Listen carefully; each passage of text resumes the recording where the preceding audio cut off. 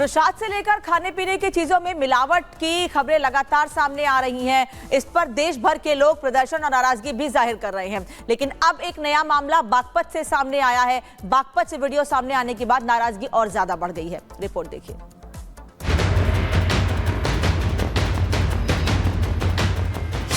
खाने के साथ जहरीली साजिश, रोटी पर थूक,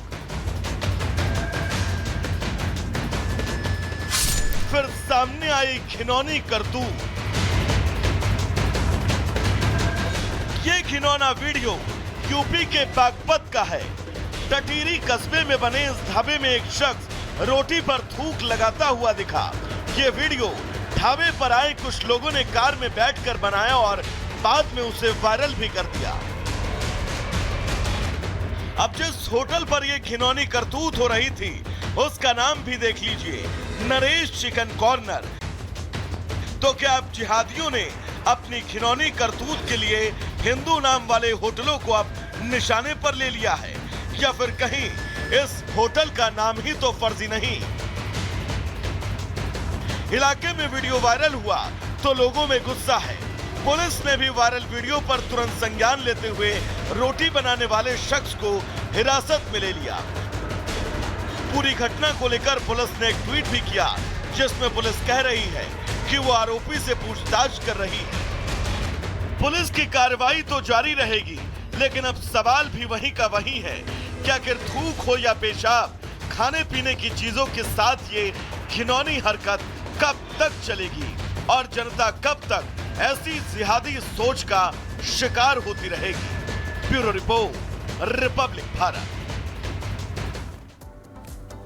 चलिए आगे बढ़ते हैं और बात कर लेते हैं मोहम्मद यूनुस की, जिनके खिलाफ अब इंटरनेशनल विरोध जो है वो शुरू हो चुका है। दरअसल देखिए, आपको बता दें कि अंतरिम सरकार के मुखिया मोहम्मद यूनुस जब से सत्ता में आए हैं तब से उनकी करतूतें जो है एक के बाद एक सामने आ रही है। पहले लोकतांत्रिक सरकार का तख्ता पलट और इसके बाद बांग्लादेश में हिंदुओं पर जो अत्याचार हो रहा है इसके खिलाफ भी ये कहा जा रहा है कि मोहम्मद यूनुस जो हैं उनको शह देने का काम कर रहे हैं, यानी कि कट्टरपंथियों को शह देने का काम कर रहे हैं। और यही वजह है कि जब इनसे सवाल पूछे जाते हैं तो उन सवालों से बचते हुए मोहम्मद यूनुस नजर आते हैं और यही वजह है कि इनका विरोध अब यूएन तक देखने को मिल रहा है।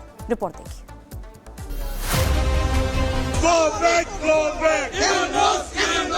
मोहम्मद यूनुस का इंटरनेशनल विरोध। न्यूयॉर्क में गो बैक के नारों से हुआ स्वागत। Go back, go back.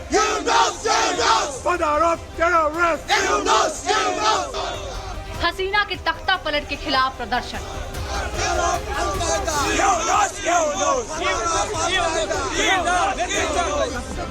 हिंदुओं पर अत्याचार के सवालों से भी भागे Yunus. There have been attack on minorities in We are running out of Bangladesh. time, ma'am. Please.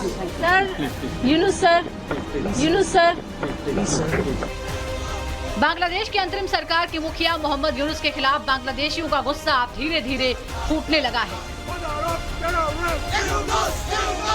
इसकी बानगी देखिए न्यूयॉर्क, जहां बांग्लादेशी मूल के लोगों ने यूनुस के खिलाफ प्रदर्शन किया और गो बैक के नारे लगाए।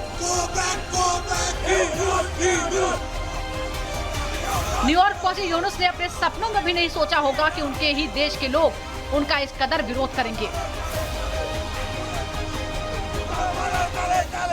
शेख हसीना की सरकार ऐसे प्रदर्शन की वजह से ही जबरन हटा दी गई थी, जिसके बाद यूनुस ने सरकार की कमान संभाली थी।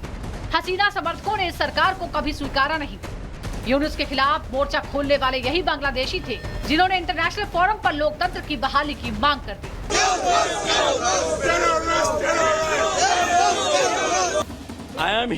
मैं यहाँ बांग्लादेश के 117 मिलियन लोगों का प्रतिनिधित्व करने वाले अवैध अनिर्वाचित व्यक्ति का विरोध करने के लिए हूँ।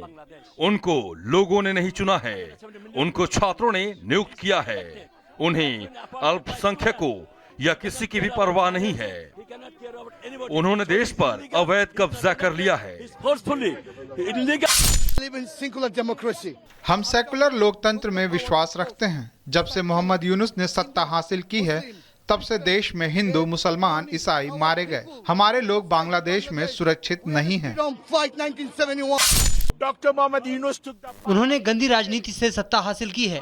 अभी तक हमारी चुनी हुई पीएम शेख हसीना ने इस्तीफा नहीं दिया है। उन्होंने यूएन से अपील की। हम नहीं चाहते कि मोहम्मद यूनुस यहाँ बांग्लादेशी लोगों का प्रतिनिधित्व करें। Bangladeshi people here. सत्ता संभालने के बाद पहली बार विदेश दौरे पर आए यूनुस इंटरनेशनल मीडिया से भी मुंह छिपाते नजर आए।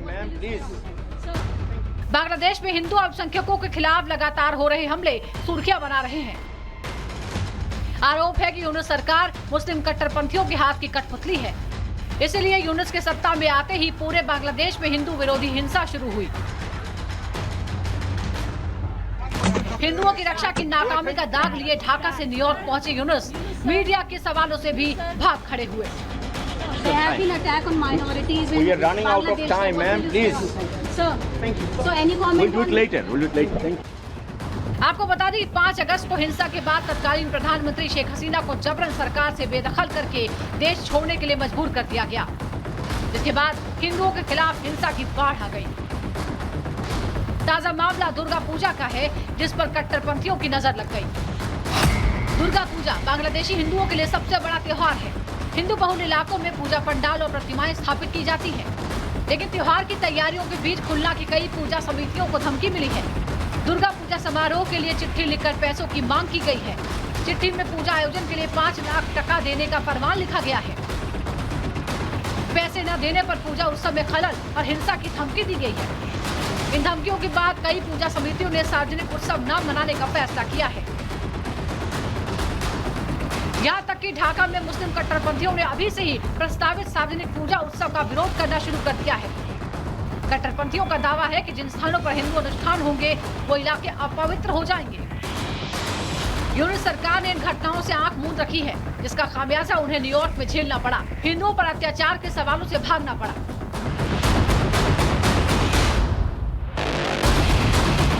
Bureau report.